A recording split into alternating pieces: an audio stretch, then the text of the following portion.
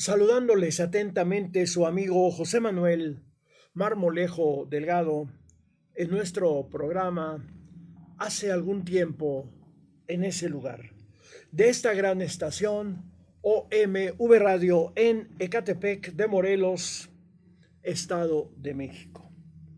Damos inicio a nuestro programa situándonos rápidamente en el día viernes 10 de agosto del año de 1928, día en el cual el periódico Excelsior, en su número 4161, en primera plana, publicó esta nota: José de León Toral ante la ciencia. León Toral fue el asesino de Obregón. Lo tenían detenido y le estaban haciendo toda una serie de estudios físicos, psicológicos, para determinar finalmente que no era un loco, porque si lo hubieran determinado enfermo mental, la pena no hubiera sido el castigo no hubiera sido la pena de muerte, sino años de cárcel o el manicomio. Pero el gobierno quería demostrar que se encontraba perfectamente bien de sus facultades mentales para poderlo condenar a la pena de muerte por el homicidio que él cometió. Continúa la nota. El distinguido alienista doctor Nicolás Martínez, director del manicomio, expone a Excelsior su opinión sobre la forma de examinarlo. 2 meses para estudiarlo. En casos como el del asesino del general Obregón, hay que ahondar para saber en dónde se encuentra realmente el desequilibrio. Impresionado y deslumbrado por la gran ciencia psiquiátrica del alienista doctor Nicolás Martínez, director del manicomio general, el reportero transcribe las palabras que la eminencia médica empleó para contestar las preguntas de su entrevista.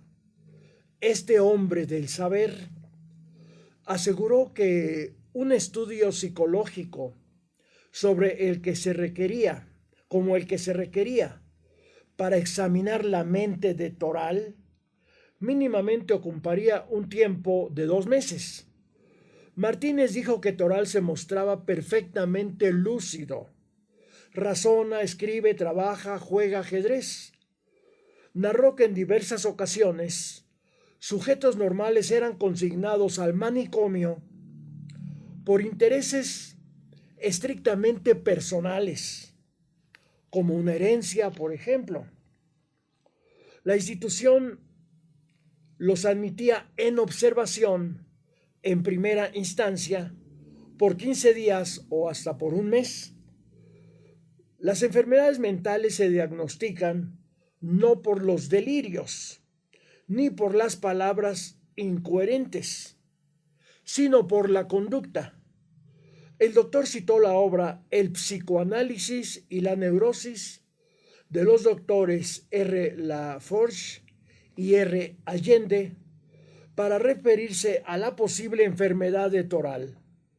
Dijo que en los seres humanos influyen enormemente las lecturas que han tenido, mismas que dejan en el inconsciente determinadas líneas de conducta, de las que algún día pueden surgir actos sintomáticos. Sus conversaciones más frecuentes, las de Toral, han sido con sacerdotes y gente de la iglesia. Probablemente sea un místico que viviera en un mundo aparte y cuyo objetivo en la vida pudiera haber sido ganar la gloria mediante el sacrificio.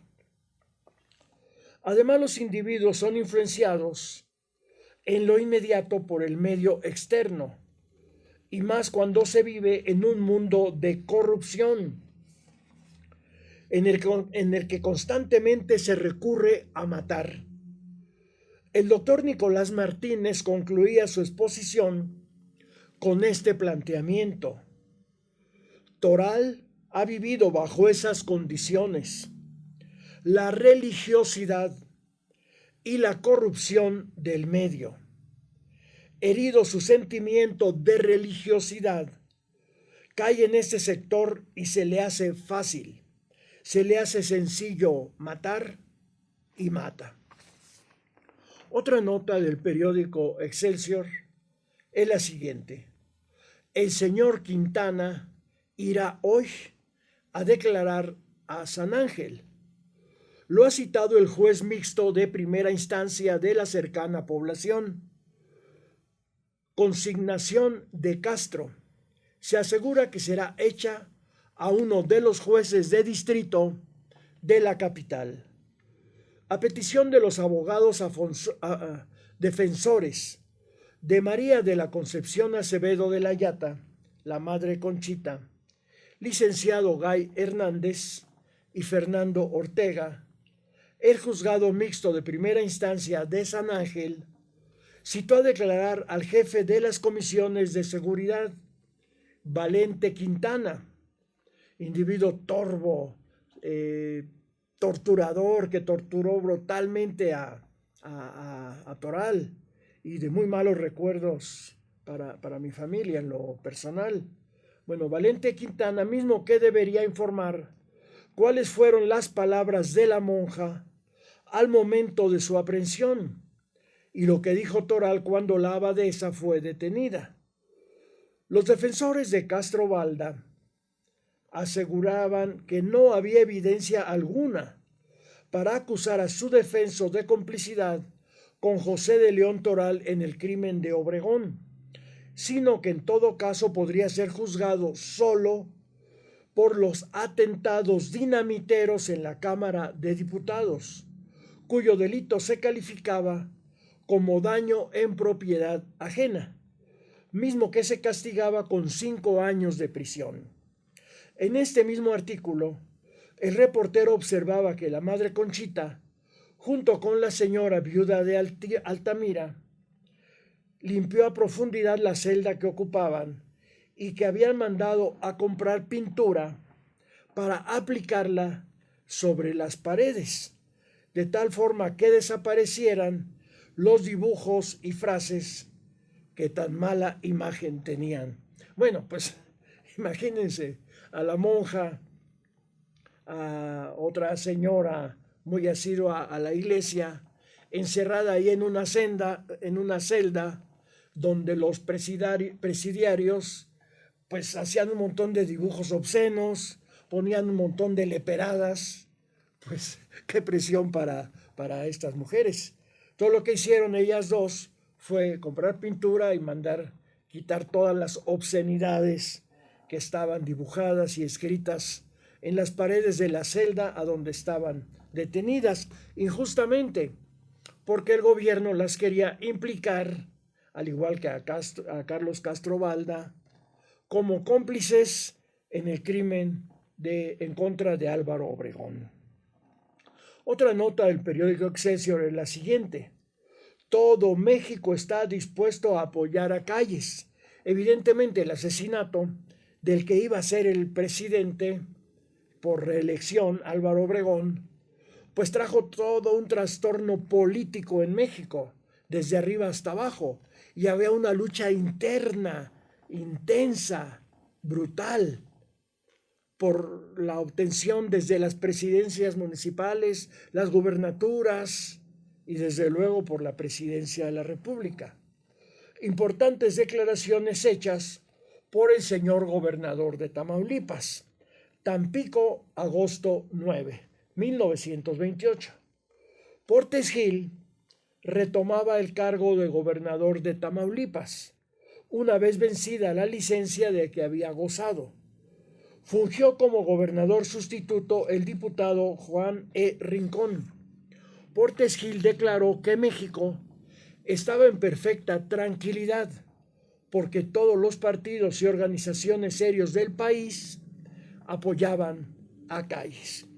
Pues esta era una declaración totalmente política, porque Portes Gil se encontraba de licencia y para volverlo a meter al tablero del juego político Calles le pidió que regresara a la gubernatura de Tamaulipas para de ahí vincularlo después, inmediatamente, como secretario de Gobernación y de ahí hacerlo saltar al cargo de presidente provisional, presidente de la República, manejado por abajo del agua, desde luego, por Plutarco Elías Calles.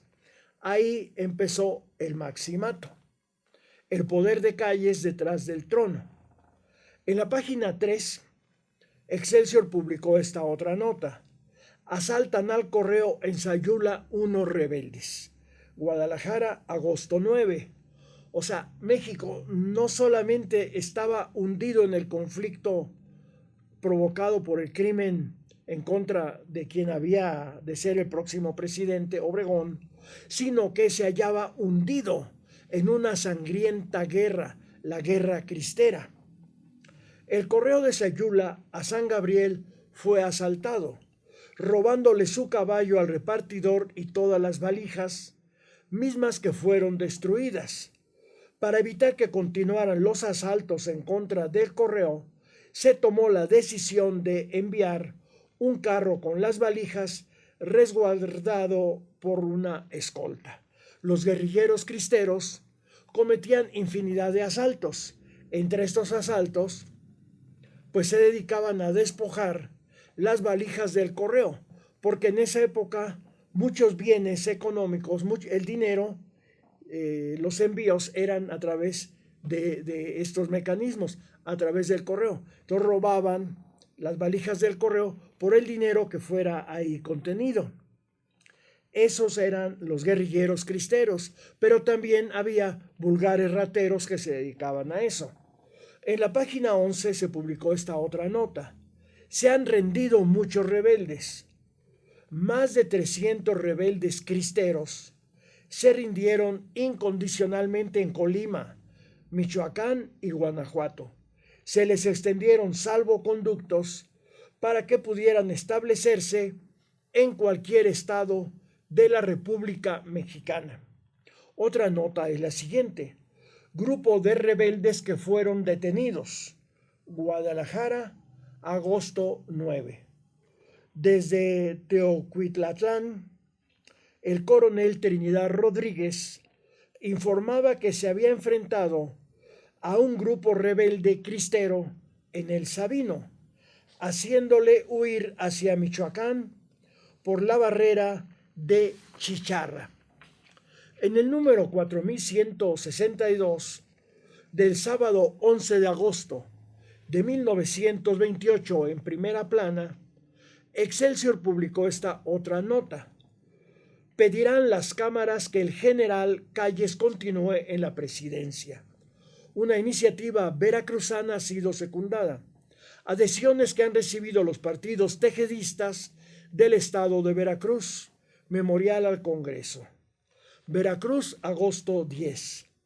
Más de 100 partidos políticos de Veracruz y de otros estados apoyan la propuesta del partido tejedista veracruzano para que el periodo presidencial de Calles se extendiera 2 años más, ya que el sonorense representaba garantía de paz en el país, para lo cual era el único capacitado y cuya administración se llevó a cabo en orden y moralidad.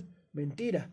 Por tal motivo, dicho partido anunciaba que enviaría un exhorto al Poder Legislativo con objeto de que fueran hechas modificaciones a la Carta Magna y poder permitir la prórroga.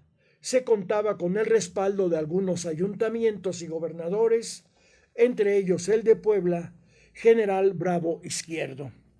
Pues era una de las posibilidades para suplir la falta de presidente de la República, pues el electo había sido asesinado. Era prorrogar el mandato de Calles o nombrar uno provisional. Calles dijo: no quiero prolongar mi mandato, porque él sabía que tenía ya todo el control político del país bajo sus manos y estaba creando el poder tras el trono, en donde el poder era él.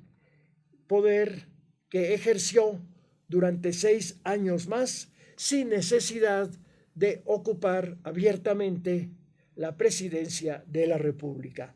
Ahí nació el maximato tan nefasto para México. Pero de esta temática continuaremos hablando en nuestra siguiente emisión de hace algún tiempo en ese lugar, de esta gran estación OMV Radio en Ecatepec de Morelos, Estado de México. Se despide de ustedes su amigo José Manuel Marmolejo Delgado.